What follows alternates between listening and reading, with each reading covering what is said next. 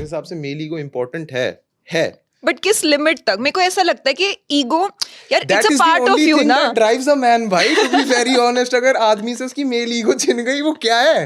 वो कुछ नहीं है भाई. उसके सारे हीरोज उसी पे बेस्ड हैं, उसकी सारी वैल्यूज उसी पे बेस्ड हैं, और तुम उससे वही छीन लो, वो कुछ नहीं, वो खोखला है. उसके बाद वो जेन्युइनली खोखला है. उसके बाद तो मतलब उसको कोई भी कुछ भी बोल देगा, वो मान जाएगा. हाँ.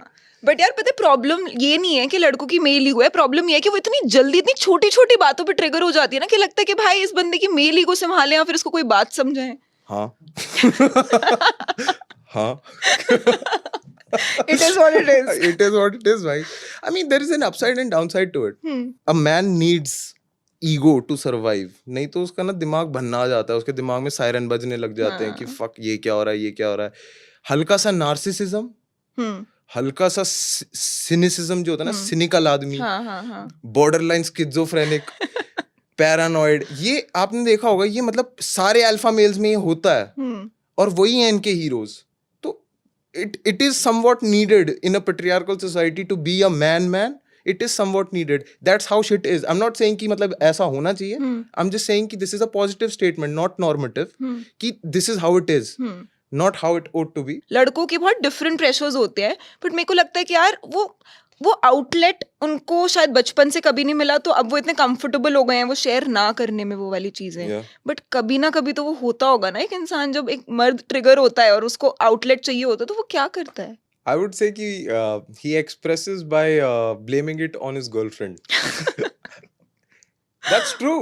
Wow, so healthy. Nah, I mean, but it's very true. क्योंकि आधे time men generally they do not know how to communicate shit and everything. कुछ भी दिक्कत आती है, it bounces back on the relationship. हर बंदी के ऊपर वो पता ही चलता है कि हाँ, फिर बंदियां मुझे बोलती है ना, yes all men and everything. तो मेरे को लगता है हाँ, it's true. Because हमारे को नहीं पता कि कैसे प्रोसेस करना है and everything.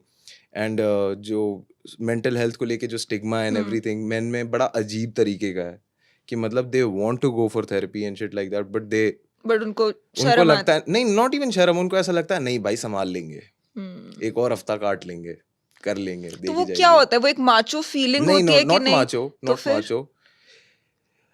एक ना वो वाली फीलिंग होती है कि इट्स नॉट माचो. हेल्प लेने से डरना, इट्स मोस्टली लाइक कि नहीं भाई मैं संभाल लूंगा, आई कैन पुश हार्डर, कर सकता हूँ. हर चीज को ना ऐसे लेना कि मतलब नहीं भाई कर लेंगे, मैं एक लास्ट पुश करते हैं भाई. वो जो होता है ना कि हाँ भाई देखते हैं ना, एक और लास्ट पुश करते हैं, never give up. Yes. And वो चीज बस वो पाइल ऑन होती रहती है एंड वो दूसरी जगहों पे बहने लग जाती है, तो उसकी वजह से दिक्कतें आती हैं. तो आई वुड से कि अगर प्रेशर बहुत सारे हैं and everything, the first thing that you can do is go for therapy, man. It helped me, it helped countless other men.